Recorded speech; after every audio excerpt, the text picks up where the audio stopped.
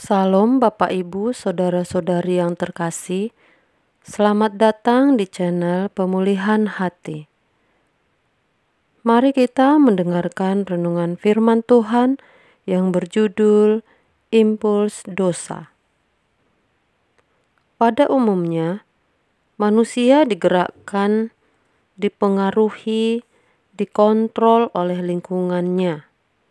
Apa yang terjadi dalam kehidupan manusia di sekitar, kondisi hidup, lingkungan, itulah yang mengontrol, mengendalikan, menguasai hidup seseorang. Dan jika hal itu berlangsung terus-menerus, maka keadaan batinnya orang tersebut atau kualitas hidup rohani orang tersebut terwarnai oleh lingkungannya. Sampai pada tingkat tertentu, manusia kehilangan kemerdekaan diri.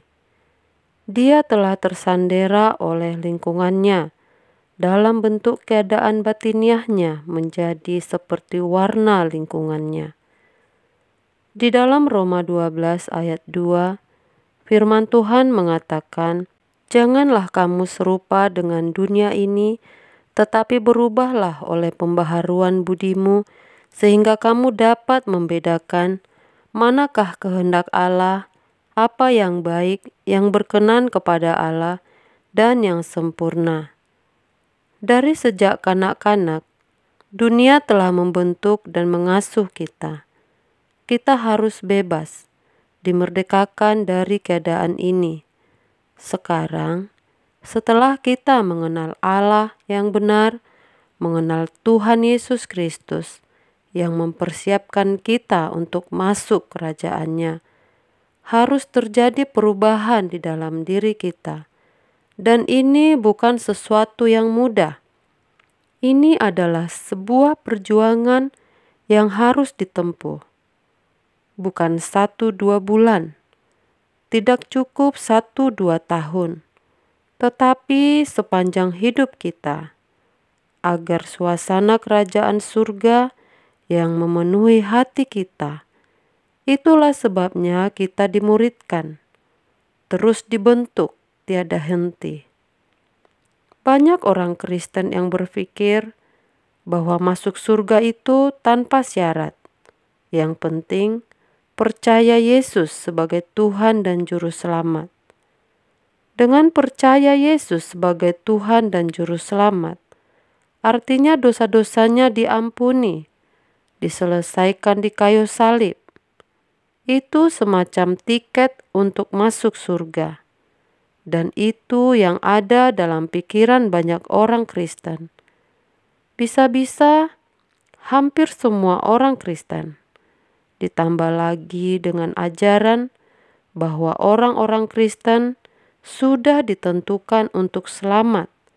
Dan sekali ditentukan selamat, maka pasti selamat. Padahal, kalau kita membaca Alkitab, firman Tuhan jelas mengatakan, hanya orang yang melakukan kehendak Bapa yang masuk surga. Hanya orang yang memisahkan diri dari dunia dan tidak menjamah apa yang najis yang diterima oleh Allah Bapa. Tuhan Yesus memberikan perumpamaan tentang pesta perjamuan yang diadakan oleh seorang bangsawan, yang di dalam perumpamaan itu Tuhan Yesus mengakhiri dengan kalimat, "Banyak yang dipanggil, tetapi sedikit yang terpilih." Perumpamaan ini menggambarkan atau menunjukkan bahwa orang yang dipanggil untuk mengikuti pesta perjamuan tidak jaminan kalau ia boleh mengikuti pesta tersebut. Undangan diberikan gratis, tetapi kamu yang diundang harus mengenakan baju pesta, dan baju pestanya harus diusahakan sendiri, bukan disiapkan. Kiranya Tuhan membuka pikiran kita untuk dapat melihat betapa rusaknya keadaan kita ini. Betapa jauhnya keadaan kita dari standar kesucian yang Allah kehendaki.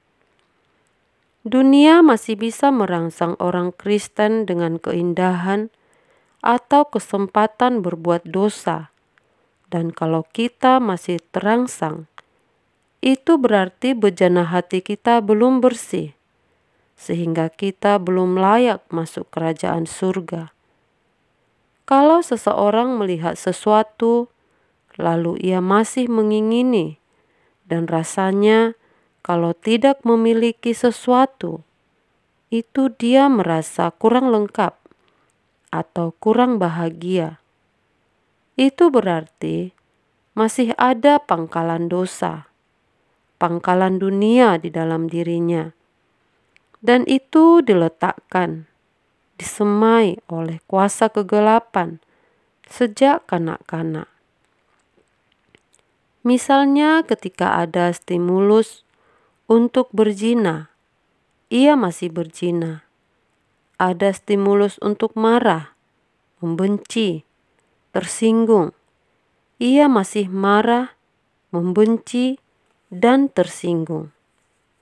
Mestinya lingkungan tidak boleh mengontrol kita. Seharusnya kalau ada stimulus, ada rangsang, ada impuls dosa, kita sudah tidak tertarik. Bukan hanya tidak berbuat dosa, melainkan sampai tidak bisa berbuat dosa. Sudah tidak ada gairah untuk melakukan, tidak ada gairah untuk mengingini. Hal seperti inilah yang Allah kehendaki. Disinilah yang dimaksud Alkitab sebagai mengenakan kodrat ilahi. 2 Petrus 1 ayat 3-4. Yesus menjadi yang sulung, artinya menjadi yang pertama yang berhasil mengenakan sifat Allah, kodrat Allah. Di dalam Dia tidak ada niat berbuat dosa. Di dalam Dia tidak ada niat mengingini dunia ini. Tapi Dia diuji untuk mau menyembah iblis.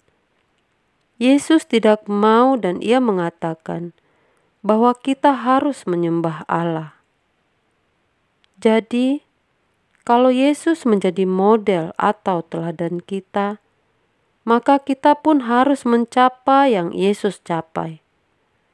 Bagaimana sifat-sifat Allah dikenakan seutuhnya dalam hidup kita, di mana kita mengenakan kodrat ilahi yang tidak akan terangsang lagi oleh dosa yang ada di sekitar kita, tidak lagi tertarik oleh impuls, stimulus, rangsangan yang ada di sekitar kita. Yesus berjuang untuk mencapai itu. Dia belajar taat. Ibrani 5 ayat 7-9. Dalam Lukas 2 dikatakan, ia bertambah hikmatnya, makin berkenan di hadapan Allah dan manusia. Itu pun proses, tidak seketika berkenan. Tapi pada akhirnya, Yesus mencapai kehidupan yang berkenan di hadapan Allah, tapi bukan otomatis. Demikianlah renungan ini, kiranya dapat memberikan pencerahan bagi kita semua. Tuhan Yesus memberkati.